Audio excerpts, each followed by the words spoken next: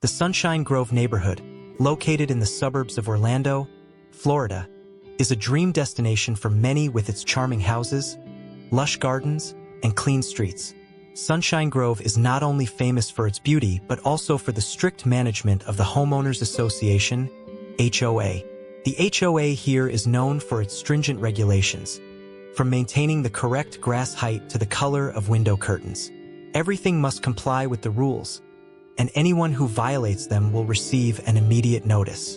However, this strict management also creates a lot of tension among the residents, especially when there are people like Karen, an enthusiastic member of the HOA who always assumes the right to control and judge her neighbors.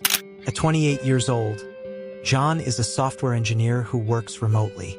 He moved to Sunshine Grove a year ago because he loved the tranquility and spacious environment. John is quite reserved, preferring to spend time at home and tend to his small garden.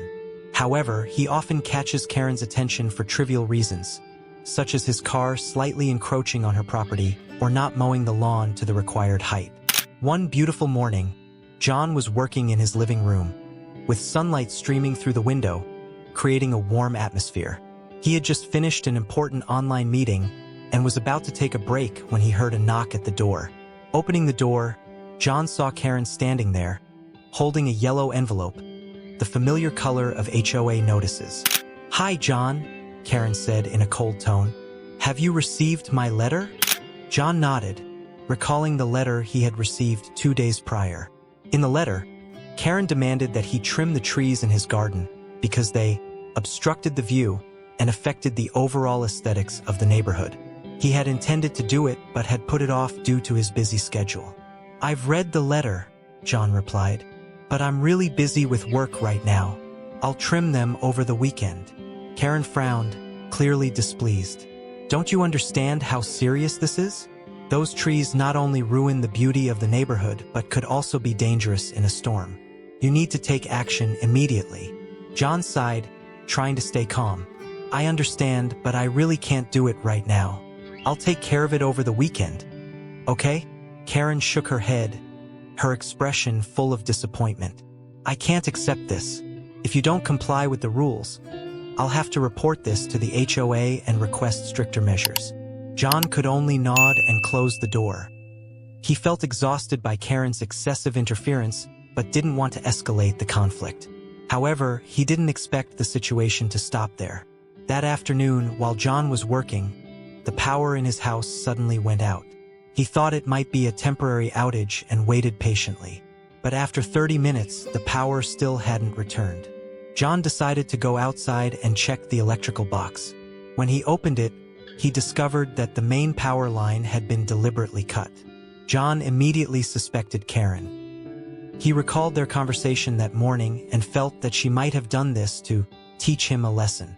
However, he couldn't believe that someone would act so recklessly. John decided to call the electric company to report the issue. While waiting, he looked out the window and noticed that not only his house but the entire neighborhood was plunged into darkness.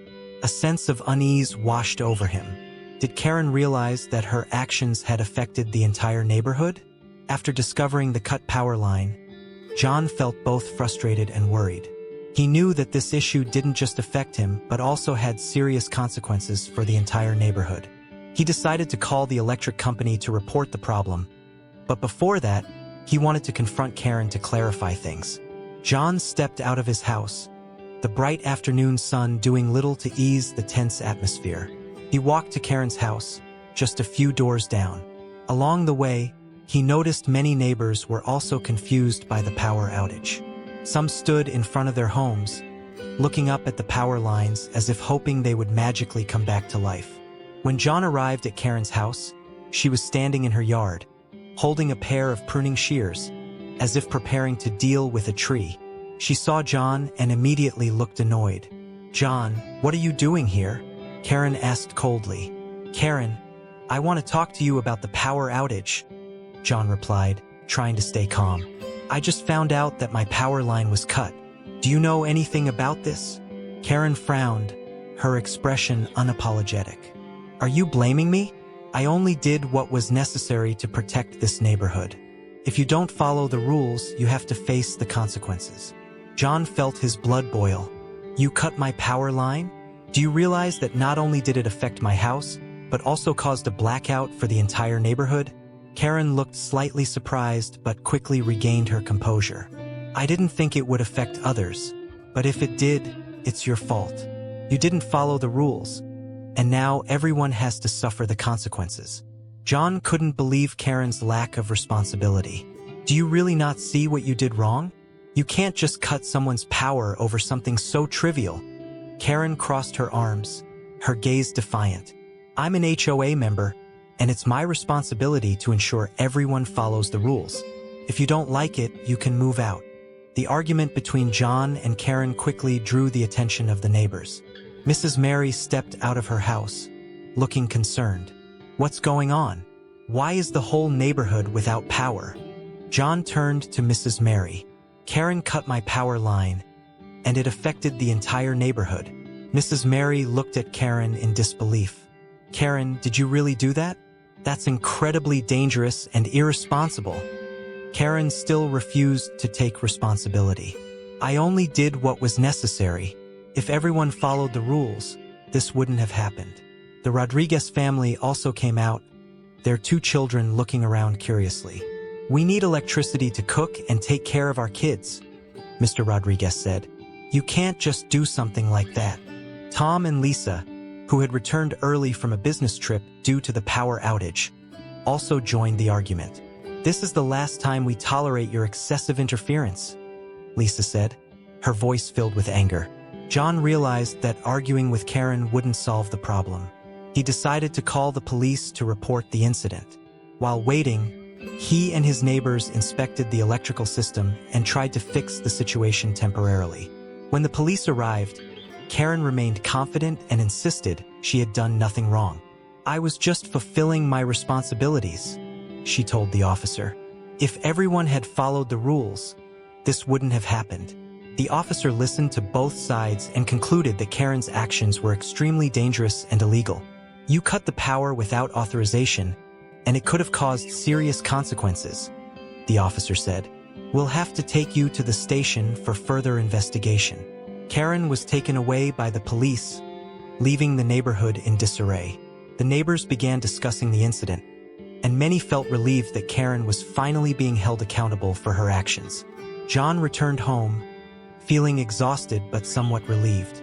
He knew this incident would change the way the HOA was managed and hoped the neighborhood would become a better place. After Karen was taken away by the police, Sunshine Grove was plunged into chaos. The power outage not only disrupted daily life but also caused more serious issues. Families couldn't cook, children couldn't study, and remote workers like John had to pause their work. Night fell quickly, and the entire neighborhood was left in darkness, illuminated only by flashlights and candles. John and some neighbors decided to gather at Mrs. Mary's house to discuss how to handle the situation.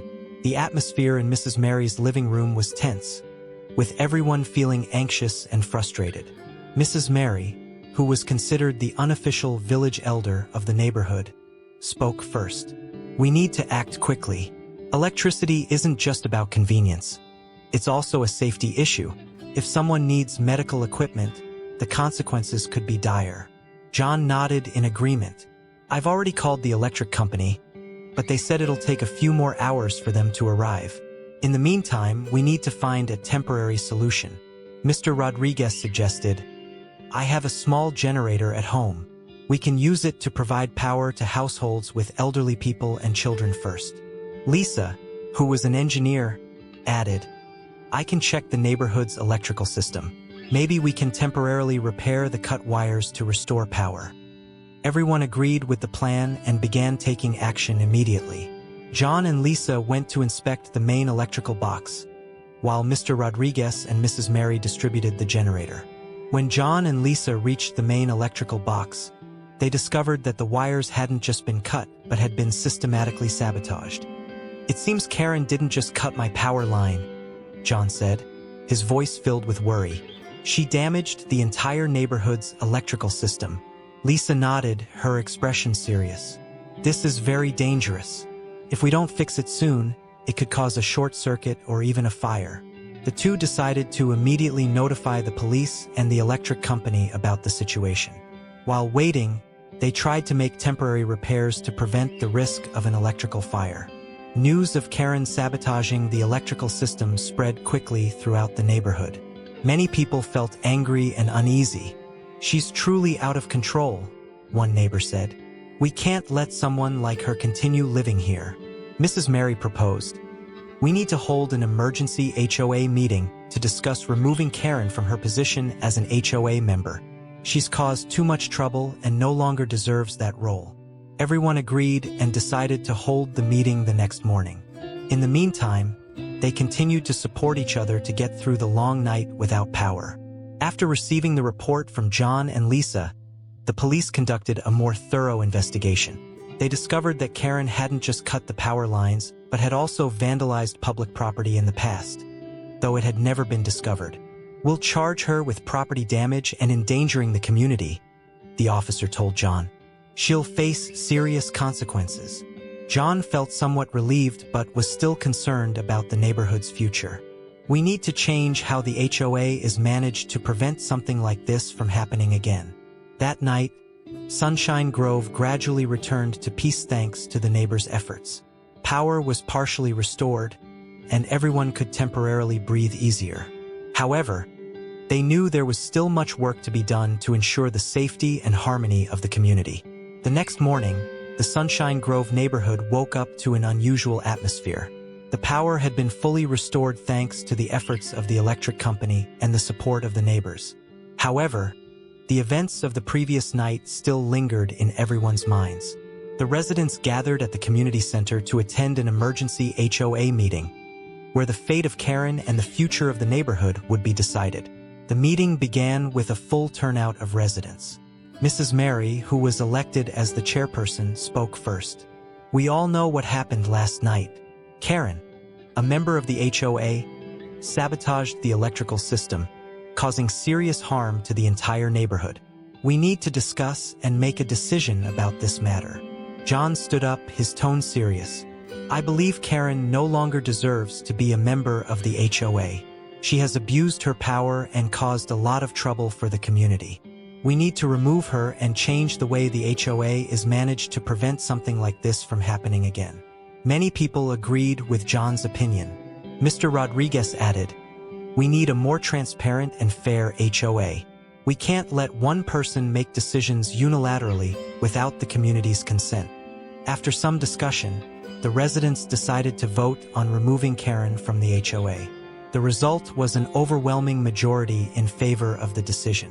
Karen, though not present at the meeting, was officially removed from her position as an HOA member. Mrs. Mary announced, "Karen will no longer be a member of the HOA. We need to choose someone new to replace her, someone who can represent the interests of the entire community." After Karen's removal, the residents began discussing who should take her place. John, who had shown concern and responsibility toward the community, was nominated as the new HOA representative. "I'm deeply grateful for everyone's trust," John said. "I promise to work hard to ensure that the HOA operates transparently and fairly. We need to listen to each other and work together to build a better community." Everyone applauded in agreement, hopeful that under John's leadership, the neighborhood would become more harmonious and prosperous. Meanwhile, Karen faced serious consequences for her actions. She was charged with property damage and endangering the community.